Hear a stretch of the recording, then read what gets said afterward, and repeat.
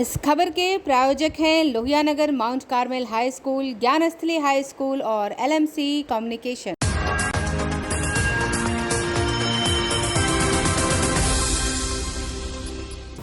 नमस्कार, मैं हूं निशान परमार और आप देख रहे हैं आंखें न्यूज 24। रात 8 बजे की खबरों में आप सभी का स्वागत है।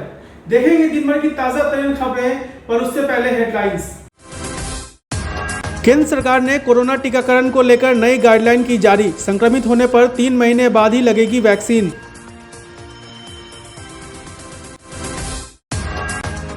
शराबबंदी कानून में संशोधन कर सकती है राज्य सरकार, बजट सत्र में पेश हो सकता है बिल।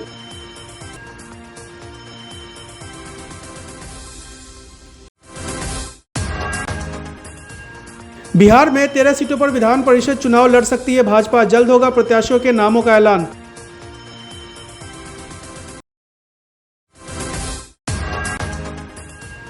ज्वेलरी की सबसे बड़ी लूट से आक्रोशित बाकरगंज के सराफा व्यवसायियों ने आज बंद रखी दुकानें, सरकार से की सुरक्षा की मांग। बालू माफियाओं से साठगांठ के आरोपी IPS अधिकारी राकेश दुबे और सुधीर पोरिका की मुश्किलें बढ़ी, 6 माह के लिए बढ़ाया गया निलंबन। अब खबरें विस्तार से।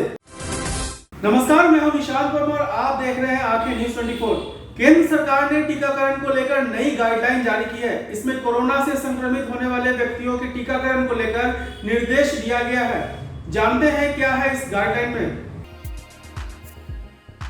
केंद्र सरकार ने कोरोना वैक्सीन को लेकर नई गाइडलाइन जारी की है। इसके अनुसार संक्रमित पाए गए व्यक्तियों का टीकाकरण 3 महीने बाद किया जाएगा। इसमें बूस्टर डोज देना भी शामिल है। सभी राज्यों को भेजे गए पत्र में केंद्रीय स्वास्थ्य मंत्रालय के अतिरिक्त सचिव विकासशील ने बताया कि जिन व्यक्तियों की जांच में कोविड-19 संक्रमण की पुष्टि हुई है, वह उन्हें ठीक होने के 3 महीने बाद खुराक दी जाएगी। इसमें एहतियाती खुराक भी शामिल है। दरअसल कोरोना के नए वेरिएंट ओमिक्रॉन के आने के बाद एक बार फिर देश में टीकाकरण तेज कर दिया गया है। वायरस से बचाव के लिए सरकार की ओर से कई माध्यमों के जरिए जागरूकता फैलाई जा रही है। ऐसे में लोगों के मन में यह सवाल उठ रहे हैं कि आखिर वैक्सीन लगवाने या कोरोना संक्रमण से ठीक होने के बाद कितने महीने तक एंटीबॉडी शरीर में बरकरार रहती है। ICMR के DG बलराम भार्गव ने लोगों के मन में उठ रहे इस सवाल का समाधान किया। बलराम भार्गव के मुताबिक कोरोना संक्रमित मरीज के ठीक होने या वैक्सीन की दोनों डोज लेने के बाद करीब 9 महीने तक एंटीबॉडी मौजूद रहती है। ऐसी स्थिति में कोरोना संक्रमण के तुरंत बाद एक टीकाकरण का कोई औचित्य नहीं है।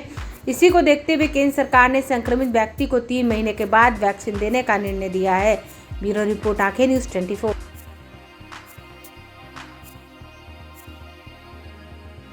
राज्य सरकार शराबबंदी कानून में संशोधन की तैयारी कर रही है। इस संबंध में मसौदा भी तैयार कर लिया गया है।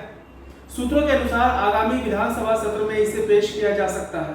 शराबबंदी कानून में क्या हो सकते हैं बदलाव, जानने के लिए देखिए हमारी रिपोर्ट। बिहार के लिए एक बड़ी खबर है। नीतीश सरकार शराबबंदी कानून में बदलाव की तैयारी में है। शराबबंदी कानून पर पक्ष विपक्ष का हमला झेल रहे मुख्यमंत्री नीतीश कुमार कानून में संशोधन का मन बना रहे हैं। इसके लिए सरकार ने भी तैयारी शुरू कर दी है। बिहार मद्य निषेध और उत्पाद शुल्क अधिनियम 2016 में संशोधन के लिए सरकार ने एक मसौदा तैयार किया है। एक समाचार पत्र की रिपोर्ट की माने तो राज्य में अब पहली बार शराब पीने वालों को गिरफ्तार करने के बजाय जुर्माना लगाया जाएगा। साथ ही दर्ज केसों को वापस लिया जा सकेगा। जिस वाहन में शराब पकड़ी गई उसे जब्त नहीं किया जाएगा और यदि किया जाता है तो जुर्माना वसूलने के बाद उसे छोड़ दिया जाएगा। मसौदे के अनुसार तत्काल गिरफ्तारी से संबंधित खंड को भी हटाया जा सकता है। हालांकि अवैध तरीके से शराब बनाने और उसे बेचने वालों पर पहले की तरह सख्ती जारी रहेगी। ऐसे लोगों को कड़ी सजा का सामना करना पड़ेगा।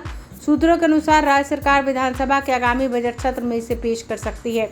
सरकार ने कानून में संशोधन का मसौदा तब लाने का फैसला किया है जब इसके प्रावधानों को लेकर विपक्षी दलों के साथ ही NDA के घटक दलों ने भी सरकार की आलोचना करनी शुरू कर दी। भारत के मुख्य न्यायाधीश NV रमन्ना ने भी इस कानून की आलोचना करते हुए इसे अदूरदर्शी बताया था।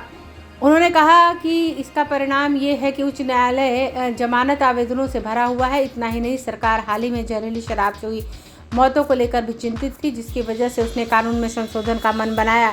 नालंदा, सारण, पश्चिमी चंपारण और गोपालगंज में नवंबर 2021 और मध्य जनवरी 2022 के बीच 50 से अधिक लोगों की मौत हुई थी। प्रदेश में शराबबंदी करने का फैसला गलत नहीं था। लेकिन उसके लागू करने के तौर तरीकों पर विचार करना जरूरी था, क्योंकि उसके लिए कई प्रावधान ऐसे हैं जिन पर सवाल उठना लाजमी है। अब जब नीतीश सरकार ने इस संबंध में निर्णय लेने का मन बनाया है तो उसका स्वागत होना चाहिए। ब्यूरो रिपोर्ट, आंखें न्यूज़ 24। विधान परिषद चुनाव में सीटों को लेकर दिल्ली में बिहार के डिप्टी सीएम तारकिशोर प्रसाद और प्रदेश अध्यक्ष डॉक्टर संजय जायसवाल ने राष्ट्रीय अध्यक्ष जेपी नड्डा से मुलाकात की। सूत्रों के मुताबिक भाजपा 13 सीटों पर चुनाव लड़ सकती है। पार्टी के प्रदेश उपाध्यक्ष मिथिलेश तिवारी ने बताया कि इस पर अंतिम चर्चा हो रही है और जल्द ही सीटों की घोषणा भी कर दी जाएगी। वहीं उन्होंने वीआईपी नेता मुकेश सहनी के बयानों पर पलटवार करते हुए कहा कि भाजपा उनका सम्मान करती है, लेकिन वही समय समय पर झटका देते रहते हैं। बिहार विधान परिषद चुनाव में बीजेपी के नेताओं की नई दिल्ली में एक बैठक आयोजित की गई। बिहार के डिप्टी सीएम तारकिशोर प्रसाद और प्रदेश अध्यक्ष डॉक्टर संजय जायसवाल ने जेपी नड्डा से मुलाकात की। सूत्रों के मुताबिक 13 सीट पर बीजेपी अपने उम्मीदवार देगी, क्योंकि पहले भी 13 सीटों पर बीजेपी चुनाव जीती है। बीजेपी के प्रदेश उपाध्यक्ष मिथिलेश तिवारी ने कहा कि हमारे फैसले दिल्ली में ही होते हैं, कांग्रेस की तरह इटली में नहीं होता। मिथिलेश तिवारी ने कहा, विधान परिषद की सभी सीटें एनडीए जीतेगी। कौन कितनी सीटों पर चुनाव लड़ेगा ये जल्द बता दिया जाएगा। उन्होंने कहा कि चर्चा तो ये भी है कि कोई आ रहा है, कोई जा रहा है, लेकिन कुछ भी हो नहीं रहा। मुकेश सहनी भी मंत्री हैं और जब तक वो मंत्री रहते, कुछ भी बोलते, उनका कोई मतलब नहीं। बीजेपी ने मुकेश सहनी को हमेशा सम्मान दिया और समय समय पर वही झटका देते हैं। ब्यूरो रिपोर्ट, आंखें न्यूज़ 24। दिल्ली में ही तय होता है ना। हमारे राष्ट्रीय अध्यक्ष दिल्ली में रहते हैं, हमारा राष्ट्रीय कार्यालय दिल्ली है, हम राष्ट्रीय पार्टी हैं, तो हमारा फैसला तो दिल्ली में ही होगा ना। कोई भी विषय आएगा तो हमारे प्रदेश के नेता जाते हैं, अपने राष्ट्रीय नेतृत्व को फीडबैक देते हैं, चर्चाएं चल रही हैं, आपको सुना दिया जाएगा। लेकिन कांग्रेस पार्टी की तरह हमारे पार्टी का फैसला इटली से नहीं होता है, हमारे पार्टी का फैसला दिल्ली से होता है और हमारे राष्ट्रीय नेतृत्व के द्वारा होता है। खबर ये आ रही है कि 13 सीटों पर बीजेपी चुनाव लड़ेगी अमेठी का, क्योंकि उससे पहले 13 सीटों पर जीती हुई है और जेडीयू को 11 सीटें। देखिए, एमएलसी में बिहार की सारी सीटें हम जीतेंगे, एनडीए जीतेगा। कौन कितना सीट पर लड़ेगा उसका फैसला हमारे एनडीए की तरफ से प्रेस कॉन्फ्रेंस करके जल्दी दिया जाएगा। उस पर अंतिम दौर की वार्ता जारी है। मुकेश सहनी को सीट दिया जाएगा क्या? ये सब आपको पता चल जाएगा। अगर एनडीए है और एनडीए में कोई विषय बनेगा तो उसकी जानकारी आप सभी लोगों के माध्यम से ही बिहार की जनता को मिलेगी। तो ये भी थोड़ा इंतजार करिए ना, अभी बहुत ठंडा है, थोड़ा सा गर्मी आने दीजिए। चर्चा ये भी है कि जेडीयू को 11 सीटें दी जाएगी, उसी में वो मांझी जी को भी एडजस्ट करेंगे। अब चर्चा क्या है वो छोड़ दीजिए, चर्चा पर आप मत जाइए। चर्चा तो बहुत दिन से सुन रहे हैं कि कौन आ रहा है और कौन जा रहा है। कुछ हो रहा है क्या? सब कुछ होता नहीं है। एनडीए का कोई भी निर्णय होगा वो बिल बैठ करके तय होगा और समय पर बता दिया जाएगा। लेते हैं एक छोटा सा break. I am Shalini Singh, principal of Ludhiana Mount Carmel School. Here in our school we give best education and good environment to our students where they can learn well. We provide here well-equipped lab, well-equipped, well-stocked library. We have here well-trained teacher also. We have a sports playground for cricket, volleyball, football, and also provision for indoor activities. So we have here security system, information and communication technology. So we have all facilities here in our school where students feel comfortable and secure.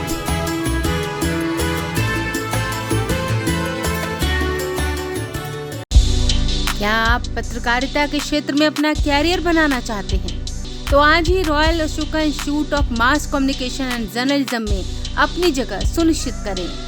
Aryabhata ज्ञान विश्वविद्यालय पटना से मान्यता प्राप्त 100% placement के साथ royal Ashoka institute of mass communication and journalism नामांकन जारी है। हमारा पता है DS/16 गायत्री मंदिर के समीप, कंकड़ बाग, पटना 8,20,000। आप हमें संपर्क भी कर सकते हैं। हमारा मोबाइल नंबर है 9955456126। ब्रेक के बाद आपका फिर से स्वागत है। पटना के बाकरगंज में हुई डकैती के विरोध में आज सराफा व्यवसायियों ने बाकरगंज की दुकानों को बंद रखा। गौरतलब है कि डकैतों ने अब तक की सबसे बड़ी घटना को अंजाम देते हुए एक ज्वेलर की दुकान से 14 करोड़ रुपए से अधिक मूल्य के गहने लूट लिए थे। पूर्व केंद्रीय मंत्री रामकृपाल यादव ने आज पटना के बाकरगंज में पहुंचकर स्वर्ण व्यवसायियों से मुलाकात की। आक्रोशित व्यवसायियों ने कहा कि आए दिन स्वर्ण व्यवसायियों के खिलाफ वारदातें होती रहती हैं, लेकिन सरकार इस पर ध्यान नहीं देती। रामकृपाल यादव ने उनकी समस्या के समाधान का आश्वासन दिया। कितनी बड़ी घटना पटना में तो नहीं सुना था। निश्चित तौर पर एक सरकार और प्रशासन के लिए तो गंभीर चुनौती है ही, और मैं समझता हूँ कि ये चैलेंज है का अपराधी तुरंत पकड़ा जाए और भविष्य में इस तरह की घटना की पुनरावृत्ति न हो। सरकार से हम गुहार भी करते हैं, मांग भी करते हैं। गौरतलब है कि पटना के गांधी मैदान थाने से चंद कदम की दूरी पर अपराधियों ने अब तक की सबसे बड़ी डकैती की घटना को अंजाम देते हुए कल बाकरगंज इलाके के एक स्वर्ण व्यवसायी से 14 करोड़ रुपए से अधिक मूल्य के सोने के आभूषण और करीब 13 लाख रुपए नकद लूट लिए। 6 की संख्या में हथियारबंद अपराधियों ने इस घटना को अंजाम दिया। बाद में भाग रहे अपराधियों में से एक को स्थानीय लोगों ने पकड़कर पुलिस के हवाले कर दिया।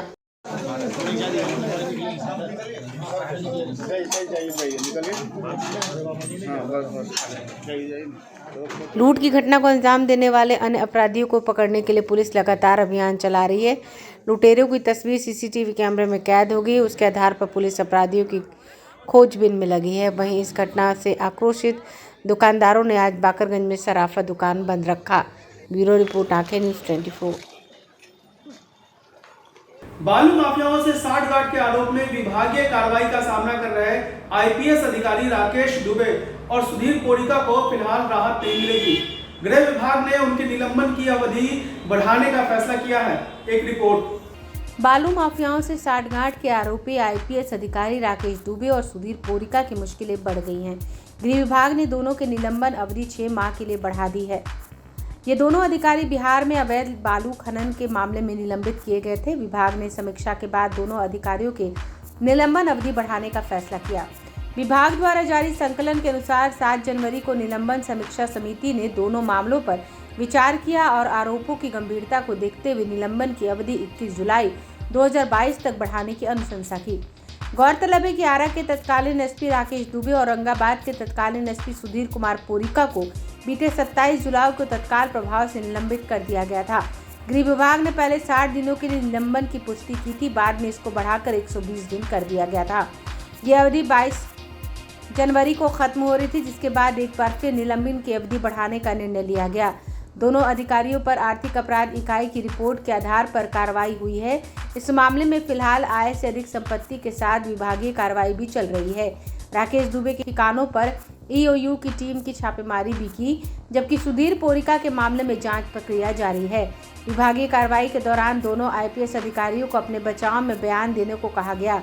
सुधीर पोरिका ने अपने बचाव बयान दिया, लेकिन विभाग ने उसे समीक्षा के दौरान संतोषप्रद नहीं पाया। वहीं राकेश दुबे ने अपना बयान नहीं दिया है।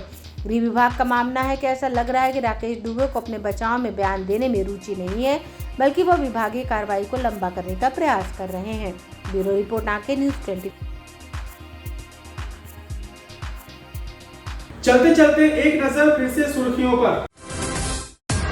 केंद्र सरकार ने कोरोना टीकाकरण को लेकर नई गाइडलाइन की जारी। संक्रमित होने पर 3 महीने बाद ही लगेगी वैक्सीन।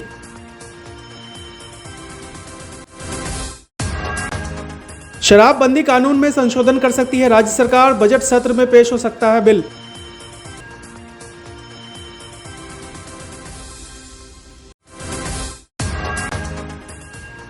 बिहार में 13 सीटों पर विधान परिषद चुनाव लड़ सकती है भाजपा। जल्द होगा प्रत्याशियों के नामों का ऐलान।